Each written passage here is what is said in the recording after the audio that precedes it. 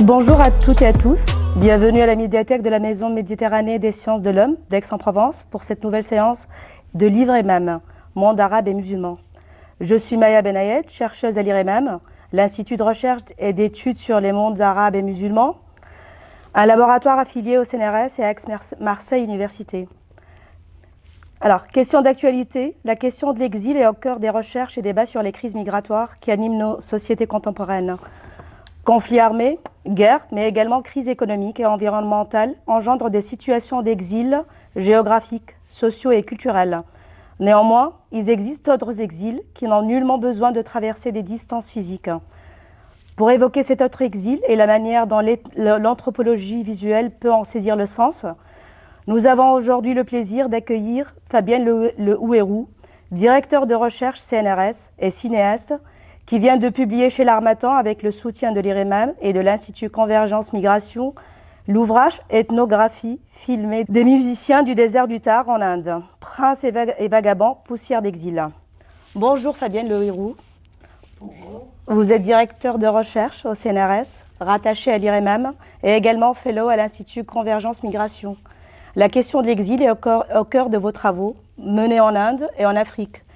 Vous interrogez la notion d'exil à travers les déplacements migratoires de communautés, tels que les soldats de Mussolini en Éthiopie, les réfugiés soudanais en Égypte, ou des trajectoires d'individus, comme c'est le cas pour Angie, tibétaine en exil en Inde, dans votre film « Angie, une femme sur le film », réalisé en 2014. Vous avez publié récemment l'ouvrage « Behind the Bridge, The Tibetan Diaspora in India », 1959-2017 en 2019 aux éditions LIT Studies on Asia, et aussi Filmer les réfugiés, cinéma d'enquête, études visuelles et subjectivité assumée, documentaire, film ethnographique, ethnofiction ou égofiction chez l'Harmattan en 2016. L'ouvrage que nous présentons aujourd'hui est le fruit d'une enquête de terrain menée au désert du Rajasthan auprès d'une communauté de musiciens, les Mangagnars, appartenant au low caste où vous interrogez un autre aspect de l'exil, celui intérieur des communautés en marge. D'où vient votre intérêt pour les Mangagnars? Les Mangagnars, ce sont des musiciens itinérants qui sont au Rajasthan, vers la frontière, vers le Pakistan. Donc déjà, il faut avoir en tête que ce sont des musiciens qui habitent le désert du Thar, qui est un des déserts les plus grands du monde et les plus habités du monde.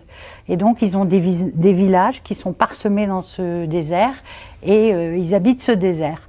Et je n'étais en rien préparée à m'intéresser à cette communauté. C'était absolument pas dans mes projets. Et c'est là où j'insiste souvent sur le concept de sérendipité. La sérendipité en sciences comme en art, c'est une notion importante. C'est une valeur essentielle. La sérendipité, c'est en quelque sorte trouver quelque chose que l'on n'a pas cherché. Formuler une hypothèse, on formule une hypothèse et cette hypothèse s'écroule face à la réalité du terrain et vous en trouvez une autre. Mais la sérendipité, c'est cette surprise-là du terrain, d'une idée qu'on n'a pas cherchée et qui vous apparaît dans toute sa vérité et dans toute sa lumière, alors qu'on était loin de l'imaginer. Donc moi, je n'avais aucune espèce de projet autour de ces Mangagnars, et c'est vraiment par hasard mais en science, le hasard, c'est après que j'ai compris que le hasard n'existait pas. Mais au départ, c'était vraiment quelque chose comme le hasard. J'ai été invitée à un concert par un ami qui produisait de la musique, qui était producteur de musique, et donc j'ai été invitée à un mariage au fin fond du désert. Et là, j'ai eu un choc esthétique absolument incroyable. Ça arrive souvent en Inde que les gens... C'est ce qu'on appelle le syndrome de Stendhal. Le syndrome de Stendhal, c'est une manière de... C'est lorsque la présence d'une beauté arrive à vous couper le souffle et vous met dans un état de stupéfaction. Donc je pense que j'ai été en état de stupéfaction lors d'un concert. J'ai assisté à un concert d'un musicien qui était aveugle et qui avait une voix, je crois que j'ai jamais entendu, une voix aussi belle et mystique de ma vie. Et donc cette voix qui était d'une pureté et d'une puissance m'a complètement mise en état de stupéfaction esthétique, hein. C'est-à-dire que c'était des mélodies que j'avais jamais entendues. Et donc, à partir de là, c'est eux qui se sont intéressés à moi après. Parce qu'ils m'ont dit après, j'ai su après, que pendant ce concert, j'ai eu une larme qui a coulé. Et les musiciens qui étaient tous là, après, ils ont remarqué cette larme. Et ils m'ont envoyé des messages en disant que puisque j'avais compris leur musique, alors que je comprenais pas ni le marwari, c'était même pas en hindi, c'était dans la langue du Rajasthan qui est le marwari, je n'ai absolument rien compris de ce qui se disait. Et pourtant, j'ai saisi la beauté sans la comprendre. Et après, j'ai commencé à comprendre, à rentrer dans le répertoire, à recueillir des poésies, etc. Donc voilà, c'est parti comme ça. Donc ils ont voulu que je m'intéresse à eux. Ils ont dit qu'à partir du moment où leur musique m'avait touchée, c'est que je devais en parler, c'est que je devais les filmer, etc. Et j'ai pas arrêté de dire non. Je disais non, non, non, non. J'avais vraiment un agenda de recherche qui n'avait rien à voir ni avec le Rajasthan, ni avec cette communauté-là, puisque je travaillais sur les réfugiés tibétains en Inde, sur la diaspora tibétaine en Inde, qui est une diaspora importante, une des plus importantes au monde, qui est passionnante pour l'étude sur les diasporas et l'immigration, parce qu'elle est très structurée, qu'il y a le Dalai Lama, etc., qu'ils ont un village dans l'Himalaya, qui est extrêmement bien organisé, etc. Ils ont fait une espèce de capitale d'exil en plein Himalaya. Donc moi, je travaillais sur ça depuis quelques années et je n'avais mais vraiment aucun projet autre que celui-là. Voilà, donc ça s'est passé un peu comme ça. Et en fait, pensant que ça n'avait rien à voir avec mes objets de recherche, c'est après avoir travaillé pendant 1 ou 2 ans que j'ai compris à quel point l'exil était toujours au cœur de cette communauté. Ces musiciens sont des itinérants, des migrants, ils parcourent le désert et ils le faisaient à dos de chameau dans le temps. Puis après, maintenant, ils parcourent le monde. Depuis les années 90, ce sont des musiciens qui voyagent énormément et qui vivent une forme de rejet que j'ai pu appréhender, comme tu dis, comme l'exil. L'exil, c'est une notion flottante et floue, hein, bien sûr, qui n'a rien à voir avec... j'ai touché le micro. Qui n'a rien à voir avec... pas qui n'a rien à voir, mais qui permet qui permet une grande élasticité, une grande flexibilité par rapport à la notion de migration. Donc si je comprends bien, cet intérêt-là vient d'une fascination de mélomane, conjuguée à une interrogation de chercheurs que vous avez déjà, à propos de la diaspora tibétaine. Oui. Et ce que je vois à travers cette étude-là, c'est que vous abordez différents niveaux et facettes de l'exil.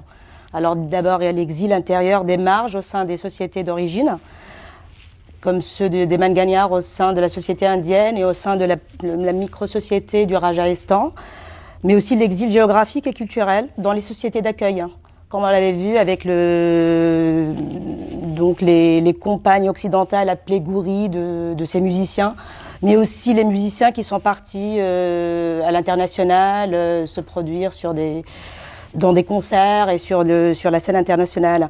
Alors des exils contraints, volontaires, et à travers ces deux protagonistes et leur trajectoire. Oui, oui, c'est un exil qui est vraiment pluriel, et ce sont des grands migrants. Ils sont à la fois des migrants volontaires et des migrants involontaires, et donc ces croisements de migration, ces croisements d'exil ont été quelque chose d'absolument heuristique, et l'exil existe même dans leur répertoire. J'ai compris par exemple que la figure poétique la plus importante de leur répertoire, c'était l'oiseau. Et donc, toute leur poésie se fondait sur cet archétype de l'oiseau. Et ça, on ne le retrouve pas dans le livre, par contre. On le retrouve pas dans le livre, mais on le retrouve non plus. Non plus. En fait, oui, en fait, il y a eu un livre, qui est celui-là, qui est une ethnographie un peu classique, mais qui est le versant imagétique. Ça, c'est le versant imagétique du livre. Donc, c'est un film aussi qui reste très ethnographique, où il y a une position de neutralité. Et pour parler de choses un peu plus poétiques, il y a le roman qui s'appelle Noire étoile. Et en fait, ce sont 3 variations autour de la même structure, autour d'un même thème. C'est toujours la thématique, une monographie, le thème de ces musiciens, mais vu à travers la poésie, vu à travers l'organisation sociale, le sujet social musical, parce qu'en fait j'ai beaucoup insisté à la manière dont la musique structurait l'individu et lui donnait une place dans la société. Un mauvais chanteur, c'est vraiment quelqu'un qui a plus de place dans cette société. C'est quelqu'un qui est moqué, c'est quelqu'un qui est risible, etc. On dit du mal de lui dans son dos, alors que, bon, par exemple, j'avais assisté à ce concert avec ce chanteur qui ne voyait pas, qui était un non-voyant. Lui, c'était un grand chanteur, tout le monde lui donnait à boire du whisky, tout le monde était aux petits soins. Donc, le caïd dans cette société, le personnage social qui est le plus important, c'est le bon musicien, c'est le bon chanteur. Donc toute la virtuosité à l'égard de la musique façonne ta place dans la société. Donc en fait, le livre Ethnographie filmée s'intéresse plutôt à ça, cette organisation sociale. Et la poésie, les métaphores, comme celle de l'oiseau, on le retrouve plus dans le roman, qui me permet une écriture plus libre. Donc en fait, c'est ce que j'appelle le rhizome, ce sont des écritures qui s'entremêlent, ce sont des variations. La souche est commune, rhizome en grec, ça veut dire masse de racines, et les racines partent dans différentes directions. C'est intéressant que vous parlez de ce personnage donc masculin du musicien aveugle qui est un virtuose. Il y a aussi son analogue féminin, Rukma, qui elle en revanche est plutôt bannie de cette société de Magagnard. Et là, je pense que cette étude-là révèle aussi des rapports hommes-femmes qui sont marqués par d'abord le système mercantile réduisant les individus à de la marchandise. Aussi bien les hommes magagnards qui vendent leur charme à la plus offrante. Là, je parle des femmes occidentales, des compagnes occidentales qui cherchent à séduire. Que les femmes gouris, donc ces compagnes-là, qui sont à durée de préemption pour les femmes occidentales sur le marché matrimonial et de l'amour. Et pour les deux, toujours en Occident, quand ils sont en fin d'activité ou ne sont plus productifs, au sens capitaliste du terme. Comment avez-vous abordé la problématique du genre dans l'enquête de terrain et la production de chercheurs qui en découlent ? Film notamment, le tournage et dans le texte, dans le film, notamment dans le tournage, comment vous avez pu approcher cette... Alors, vous parlez de femmes gouries, surtout dans le texte, dans le livre, mais beaucoup moins de femmes mangagnards. Est-ce qu'il y a eu des difficultés de terrain pour approcher ces femmes-là, pour les emmener à parler peut-être? Et est-ce que vous avez pu avoir un entretien avec Rukma, donc un peu la bannie, Rukmabaï, oui, la bannie de cette société-là, parce que justement, elle a, comment dire, vous en parlez dans le texte, elle a un peu, elle a dépassé l'interdit qui est le... Oui, elle chante, elle se produit en public alors que c'est interdit. Les règles communautaires font que les femmes n'ont pas le droit de se produire en public. Ce sont seuls les hommes qui peuvent faire des concerts, produire leur musique, alors qu'elles sont des très très grandes musiciennes. Que ce sont elles qui écrivent souvent les chansons, mais elles n'ont pas le droit de les chanter. Donc oui, la question du genre, elle est fondamentale, ça c'est une très bonne question, merci de la poser. Ça a été très compliqué, d'ailleurs il n'y a pas de femmes dans le film, parce que je ne fais pas un scoop, j'ai pas fait un reportage scoop dans le film, Prince et Vagabond. Je savais que si je filmais les femmes, je les mettais en situation de très grande précarité et de très grande fragilité sociale. Donc j'ai décidé de les filmer de dos, de filmer leurs mains. C'est pour ça que j'utilise beaucoup les mains, que ça m'intéresse énormément. J'ai filmé les mains, les pieds, le dos, les bijoux, tout. J'ai utilisé toutes les métaphores possibles et inimaginables, métaphores visuelles, mais on voit très peu de femmes. Et j'ai une version où même les femmes sont floutées. C'est-à-dire qu'on ne voit pas le visage des femmes. Justement, puisque le film va passer au Rajasthan, dans un festival important qui est le Festival international du Rajasthan. J'ai fait une version où l'on ne peut reconnaître aucune des femmes.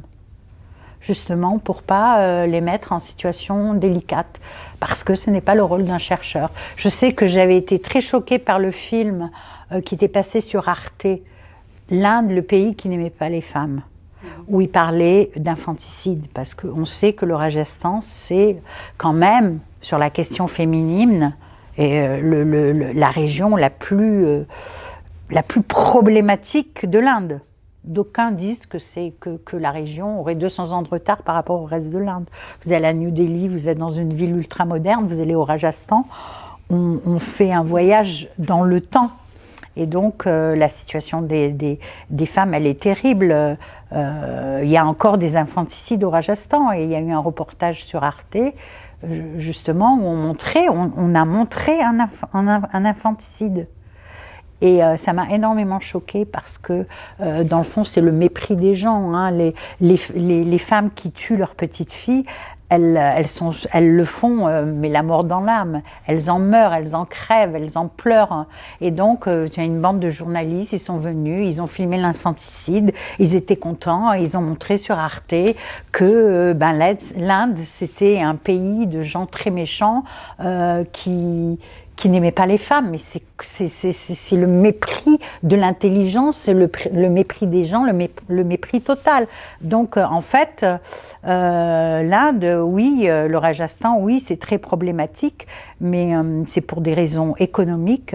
La fille au Rajasthan, elle est interprétée comme un fardeau, parce que la dot est très importante, et donc je l'explique un peu dans le film, il y a tout un système de dot qui fait que lorsque tu as une fille aînée, eh bien tu vas devoir payer énormément d'argent, puis les dots sont très importantes, ce qui fait que si tu as 3 filles, tu es absolument ruiné. Donc pour la ruralité rajasthanie, avoir des filles, c'est extrêmement compliqué. Donc c'est toute une famille qui peut être affamée pour des histoires de dot. Donc oui, le problème des femmes, il est hyper complexe et donc j'en ai assez peu parlé dans le film parce que par égard pour tout simplement par égard pour les femmes. Donc j'avais pas du tout envie que le dos tourné, on s'en prenne à elles, qu'elles soient insultées ou battues, hein, parce que battre sa femme, on m'a expliqué partout que battre sa femme c'était normal. Hein. Tout le monde me l'a expliqué. Hein. Dire sur à peu près, je dois avoir 50 entretiens où on m'explique que battre sa femme c'est normal, mais il faut pas la blesser, il faut pas l'handicaper parce que là tu peux avoir des problèmes. Dire sa famille, c'est-à-dire que si tu lui casses un bras ou si elle commence à avoir une blessure trop visible, là tu peux vraiment avoir des problèmes avec ta belle famille. Mais donc oui, la question du genre, elle est très très importante, hein, parce que et pourtant c'est quand même une société qui n'était pas violente par rapport à d'autres communautés au Rajasthan. La musique, je pense, ça c'est une interprétation, et là c'est une interprétation que je donne plutôt dans le livre paru à l'Harmattan, hein, que la musique adoucit énormément les rapports de genre et les rapports hommes-femmes. C'est-à-dire que tout est, comme je l'ai dit, tout est structuré par la musique, mais même les disputes entre hommes et femmes se font en chantant. C'est-à-dire, bon, elles pleurent en chantant, ça c'est quand même toute une partie du monde. On a des pleurs chantées, hein, des pleurs rythmées, des pleurs qui sont mises en scène de manière musicale, ça c'est pas nouveau. Mais par exemple, les disputes entre un mari et son épouse, les disputes chantées, ça j'avais jamais assisté et j'ai trouvé que c'était assez étonnant et que dans le fond, ils partent, c'est discordant, ça crie quand même en rythme et après, et c'est ça qui est étonnant et je pense que c'est pour ça qu'il y a une forme de douceur dans les genres. Hein. Mais évidemment, il y a une séparation, mais j'ai trouvé une grande douceur entre les gens dans cette communauté. Hein. Pas pour l'ensemble des autres castes au Rajasthan, mais dans cette communauté. Que la musique, à un certain moment, on passe de la cacophonie, comme dans les ragas musicales indiennes, on passe d'une forme de cacophonie et puis il y a une mélodie qui progressivement s'installe, se bat pour s'installer, se bat musicalement pour s'installer, et après apporte une forme de sérénité qui s'impose, et donc la dispute s'évapore comme par enchantement, c'est-à-dire que par la musique, ils arrivent à des prouesses sociales que j'ai trouvées absolument fascinantes. Ce qui fait que ce qui peut apparaître comme extrêmement... les rapports de genre qui peuvent paraître extrêmement manichéens, avec de la domination masculine à la Bourdieu, bien claire, et ne l'est pas autant. C'est-à-dire qu'il y a des tas de choses qui sont beaucoup plus subtiles que de la domination masculine à l'état pur. Vous approchez d'ailleurs la question migratoire, qui est une question inhérente à tous vos travaux. Différemment, vous parlez de migration ou d'exil joyeux, de love migration, oui. En ce qui concerne ces déplacements dans les deux sens des gouris et des musiciens mangagnards. Est-ce que vous pouvez nous expliquer un peu plus? Là aussi, c'est quelque chose que je n'ai pas pu aborder dans le film parce que j'ai interviewé énormément d'occidentales qui allaient au Rajasthan parce qu'elles avaient un petit ami musicien, indien, et donc elles faisaient des allers et retours entre, des fois, ça même des japonaises, hein, il y avait beaucoup de japonaises, entre le Japon et l'Inde, entre la Corée. Vous avez ces Gauri en hindi, ça veut dire c'est une déesse blanche.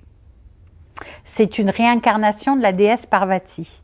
Et donc déjà, le surnom que l'on donne à la femme blanche occidentale, ou même non occidentale, hein, disons à la femme blanche en général, c'est Gauri. Et donc c'est assez ironique, mais aussi ça traduit la puissance que l'on accorde à cette femme. Donc c'est un peu ces femmes occidentales qui viennent au Rajasthan sont en quelque sorte considérées comme des déesses et des vaches à lait. Et entre la déesse et la vache à lait. C'est-à-dire que, dans le fond, elles sont là aussi, elles ont un petit ami indien qui s'installe un rapport très marchand de business. Hein. C'est-à-dire que de cette femme, on attend qu'elle aide les enfants, qu'elle paye des ordinateurs, qu'elle paye des tas de choses. Donc il y a un rapport, marchand, il y a un rapport de consommation. Et d'ailleurs, il y a un des interviewés qui m'a dit quelque chose que j'ai trouvé remarquable parce que c'était court, simple, précis. C'était « use and forget ».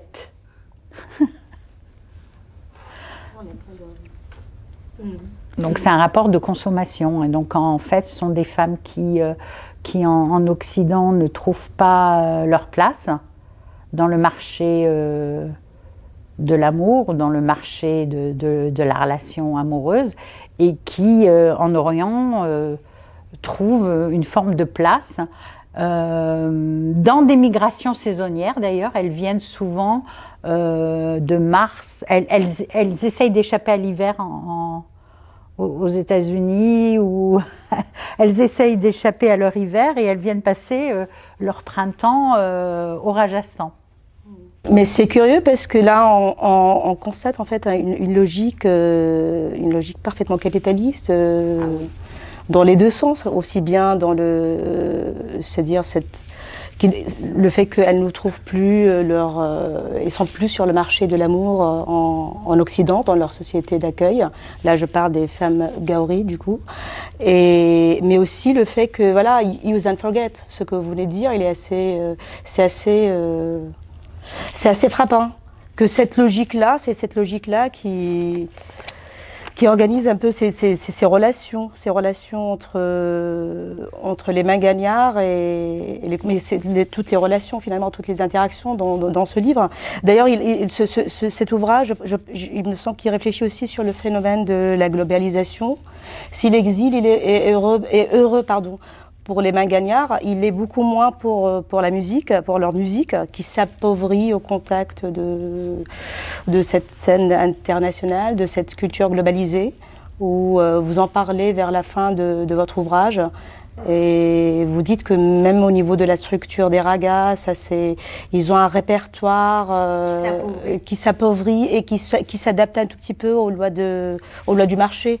Donc c'est des chansons, ils s'éloignent un tout petit peu du patrimoine, de leur patrimoine musical, et ils font un tout petit peu une sorte de prototype qu'ils répètent, voilà, en répétition. Ils sont un tout petit peu dans ces logiques mercantiles aussi, enfin, par rapport à la musique du coup. C'est bien vu, oui, parce que ils avaient un répertoire très intéressant, parce que ce sont des métis spirituels et des métis musicaux. Spirituellement, ce sont les seuls musulmans qui sont admis dans les temples hindous.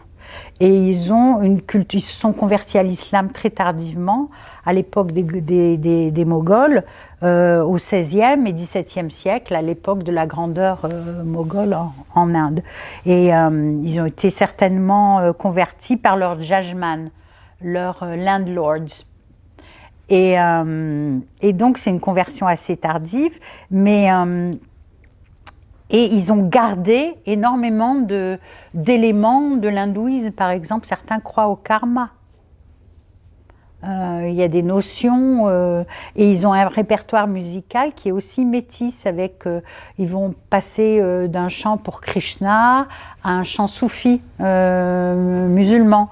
Donc on est dans un métissage spirituel extrêmement intéressant. Enfin, de mon point de vue d'observatrice, ce qui était passionnant, c'était ce métissage spirituel. Et le répertoire, traditionnellement, était vraiment très riche, justement. Et ils avaient quelque chose, parce qu'il y a beaucoup de castes de musiciens en Inde. Hein. Les Mongagnards ne sont pas les seuls musiciens en Inde. On a les Langas, on a les Kalbeya. Il y a 4 grandes castes de musiciens. Et ce que eux, les Mongagnards, ont de particulier, c'est que ce sont les uniques musulmans qui sont acceptés pour chanter et intervenir musicalement dans les temples. Ça, c'est très singulier. Il y a une autre singularité, c'est également, ils ont un jeu musical qui est d'une hyper sophistiqué qu'on appelle j'en parle dans l'ouvrage, hein, pas dans le roman, c'est ce qu'on appelle le Kakadi Game, le jeu Kakadi. Et donc, j'ai lu des thèses quand j'étais à Harvard en 2007 sur ce jeu. Mais les musiciens, ils avaient une précision dans les mélodies, c'est-à-dire qu'avec une mélodie, vous pouvez signifier un message très complexe. Par exemple, dire, voilà, Maya Benayed est assise en face de moi, elle est plutôt vers le sud, sa main est vers l'est, et donc il y a une très grande précision par la mélodie donne des messages, une très très grande précision. Eh bien, cette culture-là, ces traditions-là, qui existaient il y a encore une vingtaine d'années, elles ont pratiquement disparu, parce que j'ai demandé à beaucoup de nombreux Mongagnards s'ils savaient ce que c'était que le jeu Kakadi. Aujourd'hui, de nombreux Mongagnards ne savent même plus ce que c'est que le Kakadi. D'ailleurs, ils ont perdu. Il faut savoir que toute cette région s'est énormément développée dans les années 90 avec un tourisme quand même de masse, un tourisme indien. Et donc, dans ces hôtels, ils utilisent énormément les concerts de Mongagnards pour les touristes, pour amuser le touriste. Et donc, avec ce tourisme de masse, ils ont réduit leur répertoire. Les touristes ne comprennent pas le Kakadi Game. Ils s'en fichent des subtilités géolocalisantes d'une mélodie. Donc ils ont pris un peu des morceaux popularisés, qui ont été popularisés par Bollywood, parce qu'il faut voir que Bollywood se sert aussi dans ce répertoire traditionnel. Ils prennent des morceaux, ils mettent ça sur des films grand public, et donc il y a aussi Bollywood qui a appauvri. Je pense, hein, par exemple, il y a une chanson qui est très connue qui s'appelle Nibula Nibula. C'est une chanson sur un petit citron. Et ce morceau a été pris par Bollywood et ils en ont fait véritablement un tube. Et donc, ils ont été aussi très marqués par cette influence, tant l'influence des touristes que de Bollywood, qui ont un peu appauvri la subtilité du répertoire et la poésie aussi. L'intensité poétique s'est trouvée quand même très réduite avec cette banalisation de leur répertoire. Ils deviennent un peu... mais il y a des morceaux qui tombent vraiment dans la variété, comme Nibula Nibula. Donc oui, c'est une bonne remarque que cette mondialisation, ils y ont gagné parce qu'ils ont énormément voyagé dans le monde entier, ils sont invités partout, à New York, dans le monde arabe, beaucoup à Dubaï, etc. Donc ils se sont considérablement, pas enrichis, hein, on ne parle pas d'enrichissement, mais ils ont amélioré leurs conditions de vie. Ils se sont achetés des jolies maisons, ils ont entretenu... ils ont augmenté leur capital, ça c'est sûr. Et donc ils sont quand même les gagnants de cette mondialisation, mais gagnants et perdants à la fois. Et ça leur a permis aussi de s'affranchir un tout petit peu de cette condition de low caste, que vous expliquez. Là, ce qui se profile venant de ce que vous nous racontez de ce livre, c'est un intérêt particulier pour la musique, que nous retrouvons d'ailleurs dans le texte, et qui est porté tout autant, c'est-à-dire vous portez votre intérêt tout autant à la question de l'organisation sociale au sein de cette communauté, les interactions avec les autres castes aussi. Mais il me semble que la musique, elle est au cœur de ce texte. Elle structure ce texte et vous lui consacrez notamment un dernier chapitre dans lequel vous expliquez, vous donnez même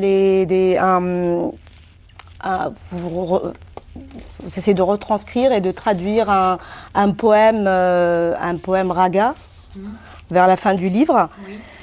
Et donc cette part importe, enfin, je veux dire, cette musique, elle est structurante, mais je l'ai aussi remarqué dans le film, qu'elle structure aussi le film. C'est un film sur la musique. Votre film Prince et Vagabond, il m'a semblé, enfin, que quand je l'ai vu en 2019 au Saint-André des Arts, que c'est la musique qui est l'héroïne du film, qui en est le personnage principal, hein. Beaucoup plus que Bakché, dont vous suivez le parcours du Rajasthan jusqu'à Paris. Mais qu'est-ce que vous en pensez? Oui, vous n'êtes pas la seule à avoir observé ça, que la musique est vraiment au cœur de la problématique, parce qu'elle dit beaucoup, pas simplement la musique, mais la poésie mise en musique, elle en dit beaucoup plus que tout le reste. Mais quand même, dans le livre, il y a un chapitre important sur l'islam, au niveau... Oui, sur le soufisme. Parce que c'est un islam soufi quand même extrêmement intéressant. Moi, j'ai été aussi passionnée par le soufisme. Et la musique, elle est aussi structurée par le soufisme. Parce que 30% de leur répertoire vient du Pakistan. Du Rawali. Voilà. La musique est aussi métissée que la musique et la poésie de Séma Gagnard, tel que vous l'expliquez dans cet ouvrage, est aussi métissée que leur spiritualité, que leur mode de vie. On voit ce métissage entre le mysticisme hindou et musulman. Moi, je pense que c'est ce qui m'a fascinée, c'est ce qui fait que j'ai continué. Moi, cette communauté, elle est fascinante parce qu'elle donne quand même une leçon au reste du monde. C'est-à-dire, ce sont des gens qui ont accepté toutes les influences et qui en ont fait quelque chose et qui se sont pas perdus dans l'influence de l'autre. C'est pas parce que c'est pas parce que le soufisme pakistanais a façonné le répertoire qu'ils ont perdu l'influence hindoue, Shiva, Krishna. C'est tout ça. Ils en ont fait quelque chose d'absolument unique et singulier. Et donc, moi, je pense que c'est ce que j'ai trouvé le plus fascinant, c'est comment rester soi, être complètement soi, en ayant accepté et en réunissant toutes les influences. C'est vraiment la mixité, parce que dans le fond, je travaille sur l'exil et la mixité, hein, puisque le film Angou, c'était un film sur la mixité. Tous mes films sont sur la mixité, ces moments de rencontre entre diverses cultures, diverses traditions, et là c'est par la musique. Et je pense que la musique a un pouvoir supérieur à beaucoup d'autres arts, justement pour créer ces formes de fusion culturelle. Et donc plus on va dans la musique, plus on comprend les ragas, plus on les décortique, plus on rentre dans la musique, parce que c'est une culture, c'est savant la musique. Le savoir musical, c'est un savoir savant. Quand on rentre dans la musique, on comprend l'intérêt de ces fusions et sa singularité et sa beauté. C'est-à-dire que l'influence ne s'est pas dissoute. Je ne sais pas si je me fais bien comprendre. C'est un ode au métissage. Je pense que cette communauté, pour moi, je l'ai vue comme un ode au métissage et qu'elle avait un message à donner au monde. Et ce métissage, en fait, de cette communauté en marge, qu'est-ce qu'elle nous dit, qu'est-ce qu'elle nous raconte de la société indienne, de cette société indienne organisée en castes et multiconfessionnelle?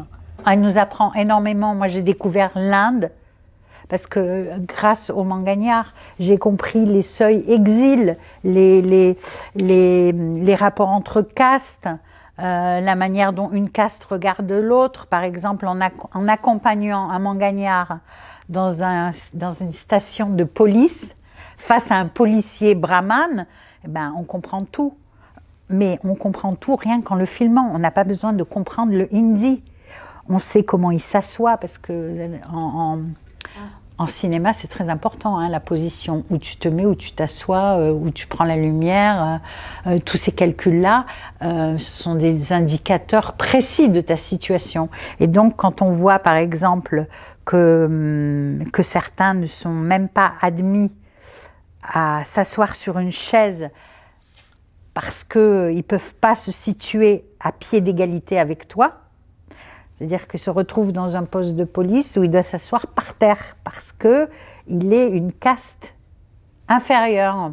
Il ne peut pas boire dans ton verre, tu ne peux pas boire avec lui. Il ne peut pas en rien se mettre sur un pied d'égalité. Ça, c'est intéressant parce que cette société indienne, je ne la comprenais pas parce elle est hyper complexe, hein, elle est hyper complexe. Mais c'est en partageant, en faisant de l'observation participante, en participant à des observations, que j'ai compris où étaient ces frontières, ces seuils exils, ces moments où l'on bascule, où l'on devient une caste inférieure, où on ne l'est plus, à quel moment on l'est, à quel moment... C'est-à-dire que lorsqu'il fait de la musique, il est toujours un prince. C'est pour ça que le film s'appelle Prince et Vagabond. Même pour un brahmane, un mangagnard qui fait de la musique dans un temple, le moment où il joue, c'est un prince. Parce que cette musique est censée laver les péchés et purifier. Donc leur musique, c'est une source de purification pour les autres castes. Et donc c'est lié à des notions de souillure. Et c'est ces notions de souillure que j'ai après interprétées comme des formes d'exil. Et d'un exil un peu généralisé et qui rejoint aussi l'exil occidental, c'est-à-dire comment dans ta propre société on peut te mettre à l'écart, on peut te pousser sur les marges. Je compare avec les EHPAD, avec les personnes âgées et avec ces gaoris qui, du fait de leur âge, s'en vont au bout du monde pour se trouver un compagnonnage affectif de type marchand quand même. Ce qui ressort en fait de ce que vous venez de dire, c'est une forme de... Je vais dire, une forme de violence sociale qui est faite à ces mangagnards. Mais sauf que tout au long de ce livre, mais aussi du film, là du coup, on est entre deux, entre livre et film. Dans le film, mais aussi bien dans le livre, on voit pas cet aspect violent, cet aspect. C'est vraiment un livre qui est très joyeux, même s'il parle de cette organisation très particulière à cette caste. Le fait d'être toujours dans l'entre-deux, un entre-deux religieux, un entre-deux social aussi, parce qu'ils sont acceptés comme vous dites ils sont toujours dans un entre-deux, exactement. Mais c'est toujours joyeux, je veux dire, dans le livre, il n'y a pas cette approche, une approche misérabiliste de l'exil. Il n'y a pas ce spectaculaire. Oui, on n'est pas dans une approche victimaire. Exactement. Non. Mais ce ne sont pas des victimes. D'ailleurs, ils n'aimeraient pas qu'on les présente comme des victimes. Pour eux, ils sont des princes, des sultans de musique. Ils se présentent comme des sultans de musique, c'est-à-dire qu'ils ont une noblesse. Et d'ailleurs, j'ai retrouvé dans les archives qu'aujourd'hui, ils sont considérés comme une caste inférieure. Mais dans les années 30, il y a un anthropologue britannique qui a fait une monographie et qui disait que dans le village où il a travaillé dans le nord de l'Inde, les mangagnards, les musiciens mangagnards étaient juste derrière les brahmanes. Donc il y a une très grande ambiguïté. Ils sont entre le sublime et le misérable. sublime par moments, misérable par d'autres. Mais eux, ils se voient comme sublimes. Et ils sont aussi vus, des fois aussi comme sublimes. Dans les mariages, je veux dire, ils sont reconnus en tant que princes. Aussi quand ils se produisent sur scène, en fait, ils sont princes que quand ils se produisent sur scène, qu'à travers cette musique-là, en fait, qu'à travers leur musique. Là, en fait, j'ai aussi, c'est plus une. Et la violence, oui. Tu as raison pour la violence. Elle ne transparaît ni dans le film, ni dans le livre. Elle est bel et bien existante. Parce qu'elle n'est pas systématique. Oui. C'est pas une violence systématique. Et j'ai trouvé que c'était une communauté qui vivait beaucoup en harmonie, que c'était une communauté pas du tout violente, pas guerrière, comme d'autres communautés en Inde peuvent l'être, par exemple, oui. Avec un discours. Parce qu'ils ont cet art-là, cette expression artistique. Moi, je pense que la musique adoucit énormément les mœurs. Là, c'est beaucoup plus une constatation qu'une question. C'est que là, on voit aussi que cette musique-là, comme on l'avait dit tout à l'heure, elle structure aussi bien le film et le texte. Mais ce que j'avais constaté, c'est que votre ouvrage est monté un peu en raccord avec votre documentaire. C'est-à-dire, il y a une sorte de raccord entre le documentaire Prince et Vagabond et ce livre. Enfin, je me permets cet emprunt de la terminologie cinématographique, du mot raccord, et c'est dans ce sens-là que je l'emploie. Le lecteur est renvoyé à plusieurs moments à des séquences de films, mais aussi à la projection, c'est-à-dire au retour de la part des spectateurs, des projections, des retours sur le film quand il a été projeté en novembre 2019 à Paris. Mais au-delà des raccords film et ouvrage, le texte lui-même, votre texte lui-même, le texte de du coup, on part de cet ouvrage, l'ouvrage que nous présentons aujourd'hui, il s'offre à lire, il s'offre à voir comme un film. Oui.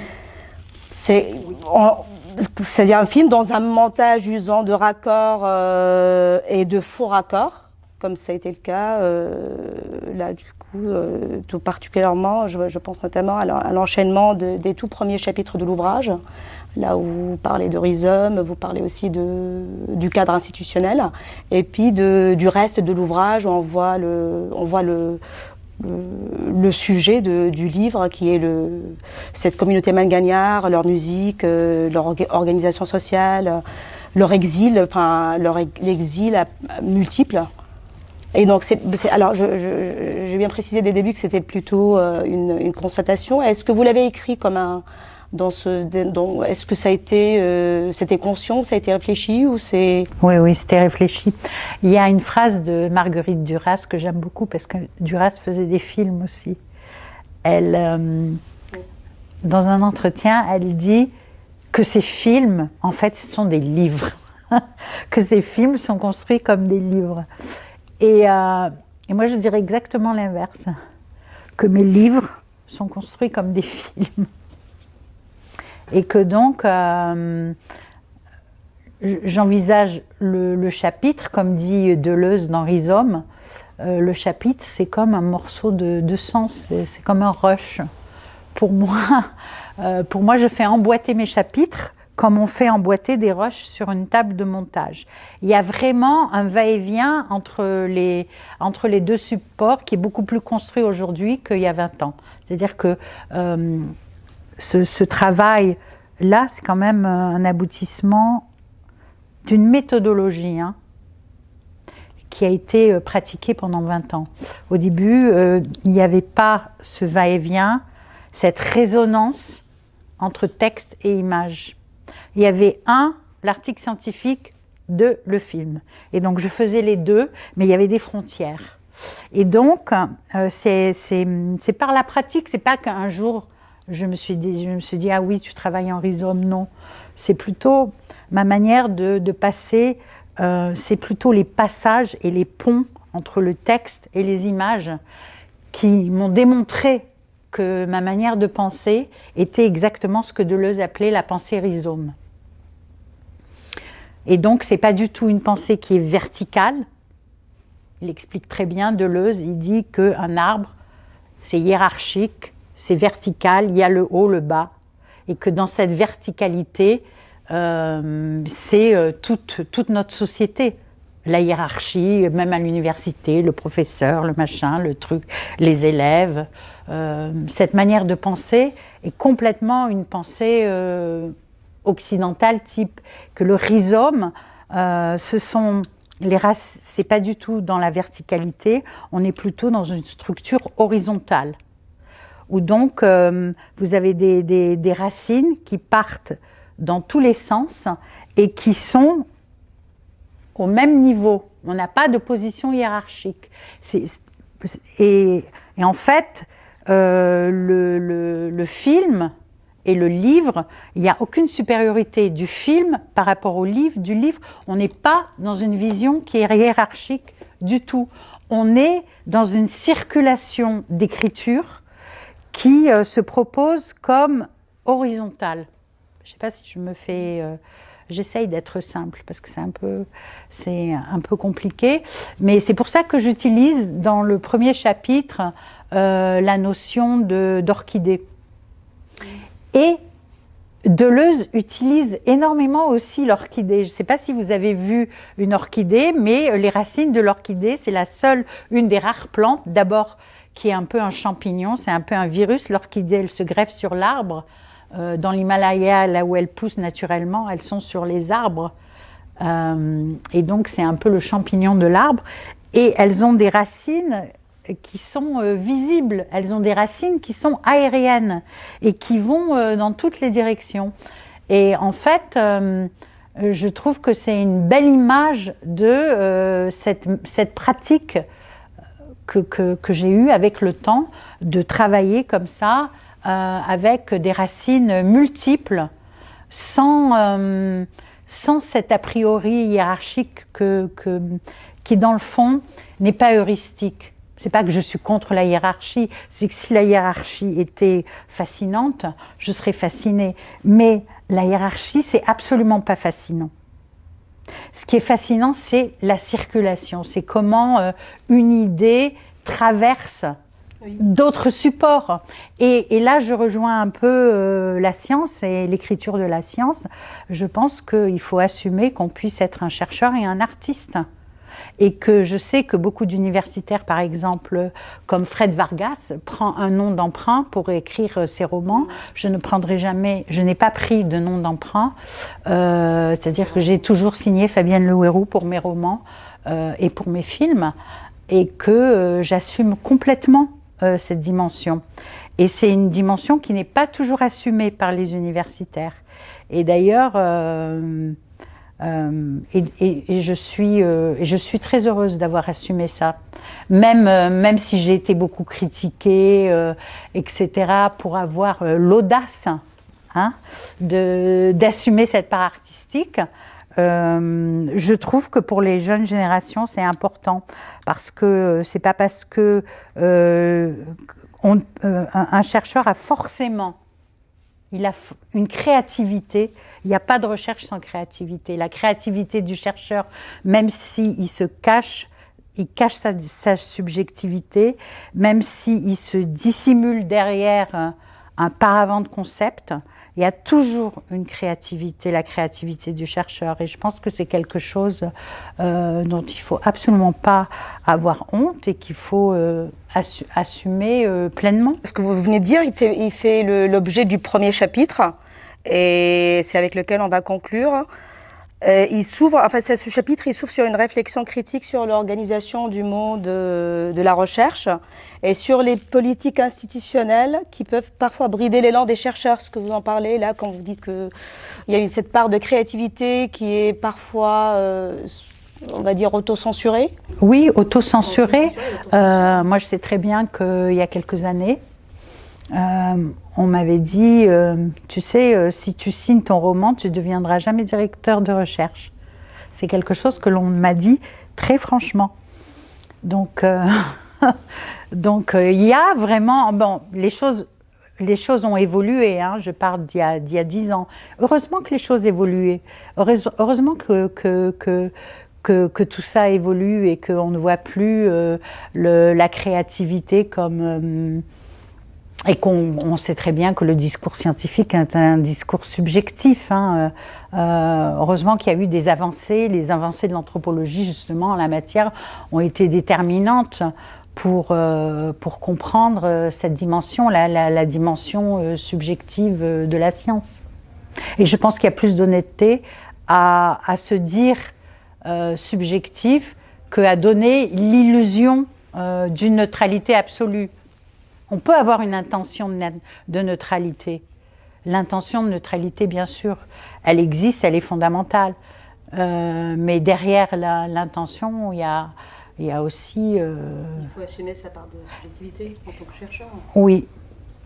Et de créativité, parce que cette subjectivité, c'est pas la subjectivité pour être subjectif, ça n'a aucun intérêt. C'est la subjectivité dans ce qu'elle peut apporter de créativité, de nouveauté, d'innovation. Tout le monde parle que d'innovation. Mais c'est quoi l'innovation si on n'écoute pas cette part de subjectif et de subjectivité? Donc la dernière question, est-ce que vous considérez, comme dans ce premier chapitre, où vous revenez sur le métier de chercheur, dans ce cadre institutionnel assez strict, qui est parfois pris dans des considérations disciplinaires assez rigides, parfois figées.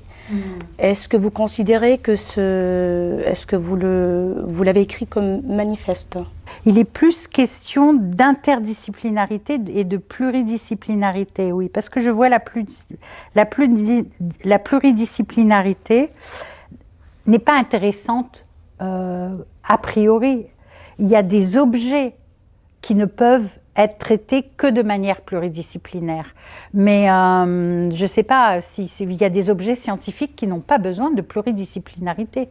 En faire un credo, en faire un dogme, faire de la pluridisciplinarité une église, c'est un peu un non-sens. Mais il y a des questions scientifiques où la pluridisciplinarité, c'est un atout extraordinaire, un atout scientifique, comme les migrations par exemple.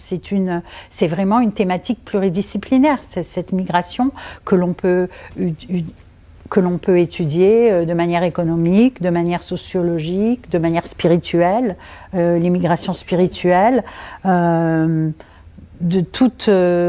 toutes ces approches-là et avec toutes ces disciplines-là, conjuguées, forcément, elles apportent quelque chose. Comme par exemple, justement, je parlais de cette pluridisciplinarité avec une géographe, parce que je trouve que les géographes ont très bien pensé la question pluridisciplinaire. Parce que la géographie, c'est une discipline à la fois physique et humaine. Et ils ont été obligés, dans la même discipline, de faire concorder deux choses qui, apparemment, s'opposent. La géographie physique, le relief, le climat, et la géographie humaine, les migrations, les mouvements de population, c'est aussi de la géographie. Et donc, parce qu'ils avaient cette richesse à l'intérieur même de leur discipline, ils ont beaucoup travaillé sur des questions pluridisciplinaires. Et j'en parlais avec une ancienne directrice de l'INSHS, qui est géographe, qui s'appelle Marie-Françoise Courel, qui a fait une thèse magnifique, pluridisciplinaire, justement. C'est un modèle de pluridisciplinarité.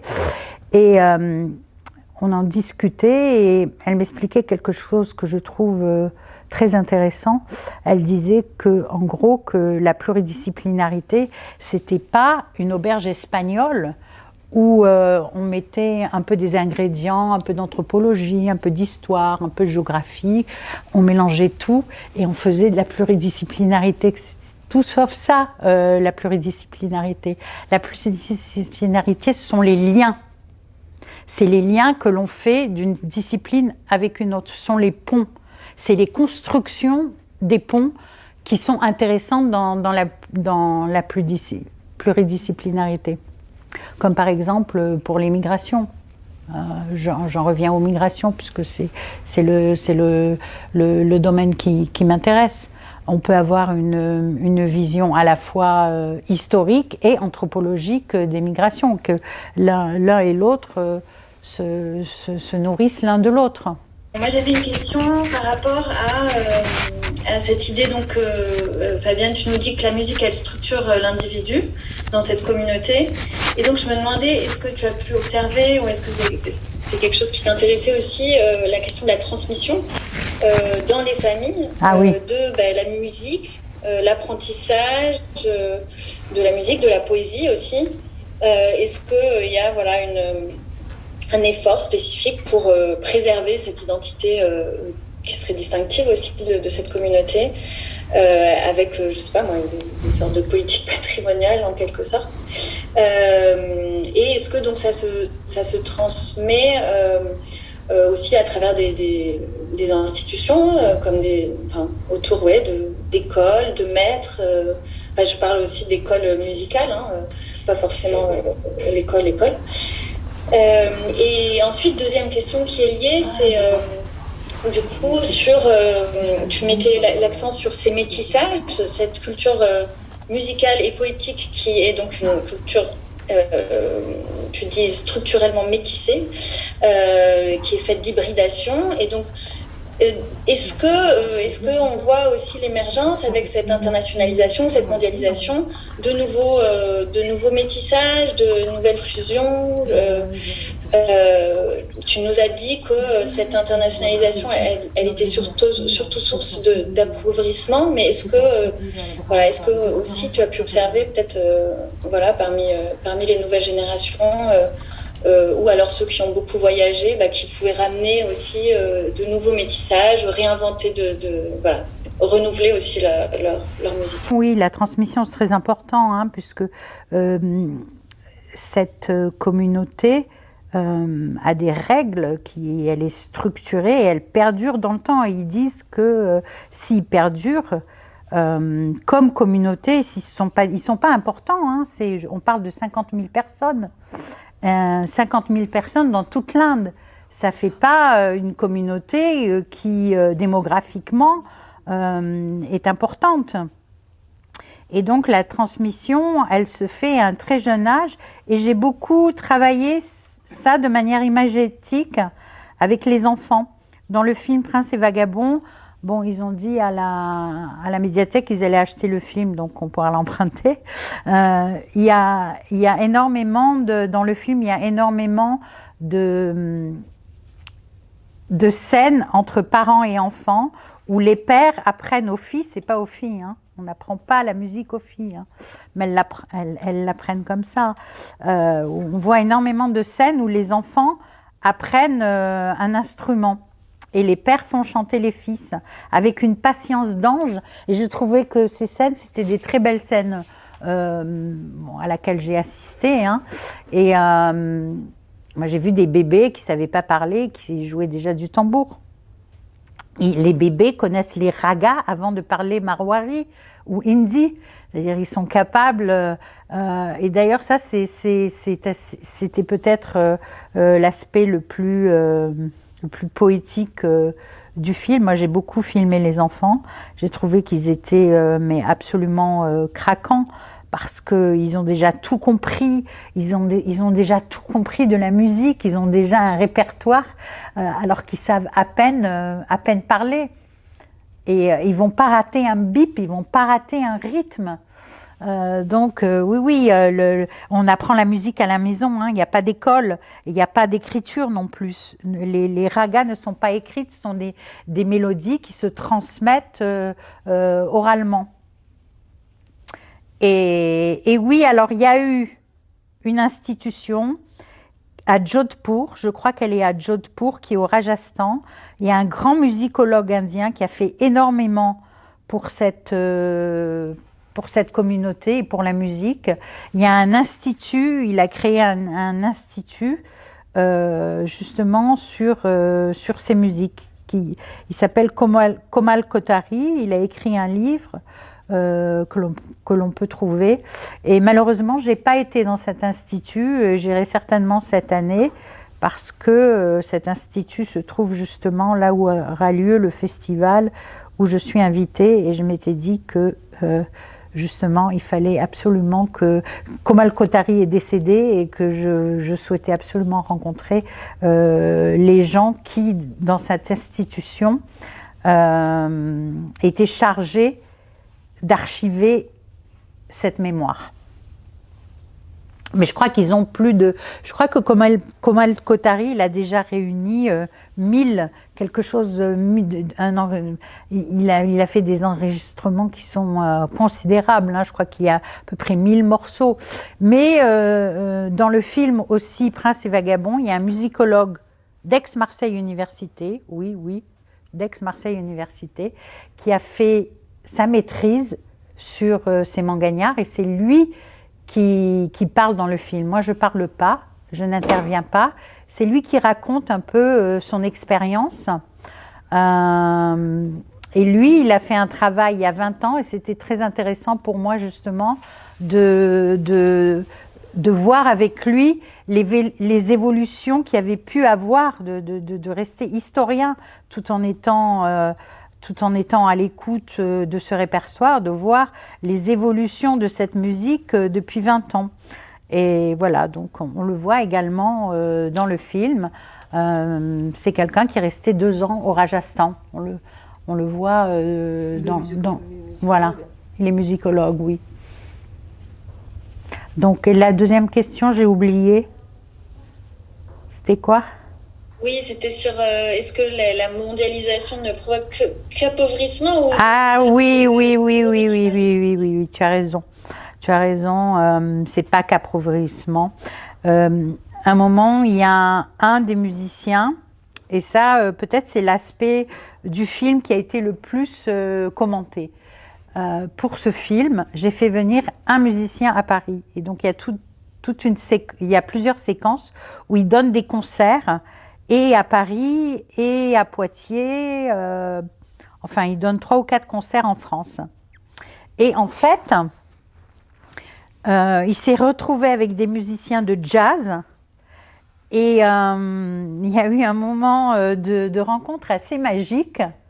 Et malheureusement, ma caméra ne marchait pas, j'avais plus de batterie. Ça m'est toujours arrivé, ça. Au moment le plus intéressant, tac, plus de batterie. Et donc, il a commencé à jouer avec des musiciens de jazz. Et ils se sont entendus. Ils ne parlaient pas la langue. L'autre, il leur parlait en hindi. Les autres, ils étaient de Poitiers.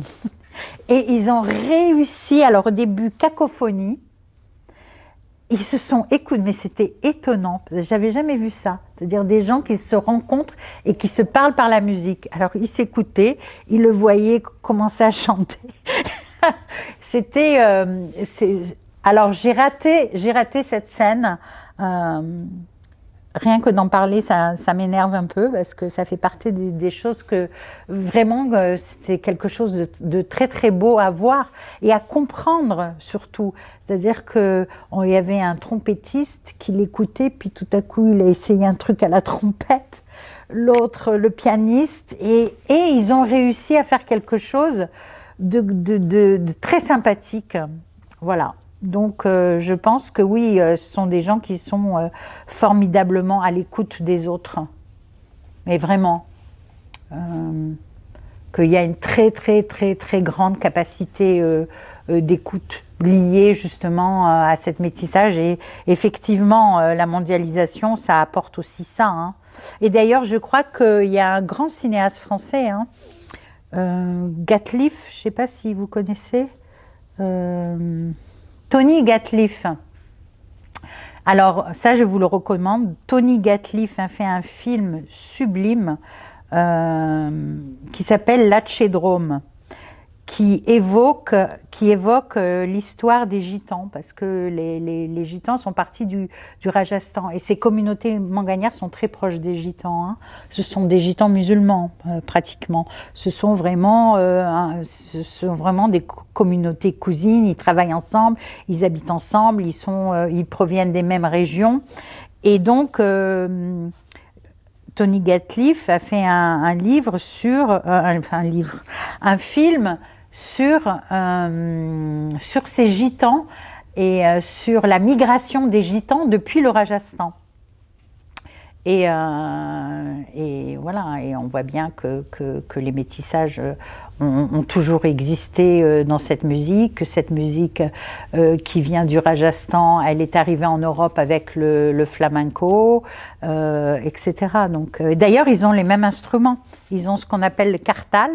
Le kartal au Rajasthan, qu'utilisent les manganiards, hein, ce sont les castagnettes des gitans. Et voilà. Et donc, oui, je recommande, vous pouvez trouver ce film gratuitement sur YouTube. C'est un film qui est très très beau, très esthétique. En plus, il n'y a pas de paroles, c'est que de la musique. Et on voit toute l'intelligence des situations passe justement par la musique. Ça s'appelle L'Atchédrome de Tony Gatliff. Voilà, donc évidemment, tu as raison, Marine. La mondialisation, ça apporte aussi un enrichissement. Ça n'est pas que rétrécissement de la tradition. Merci Fabienne Le Héroux pour cette présentation passionnante. Merci au public et merci à la même message d'avoir accueilli ce séminaire.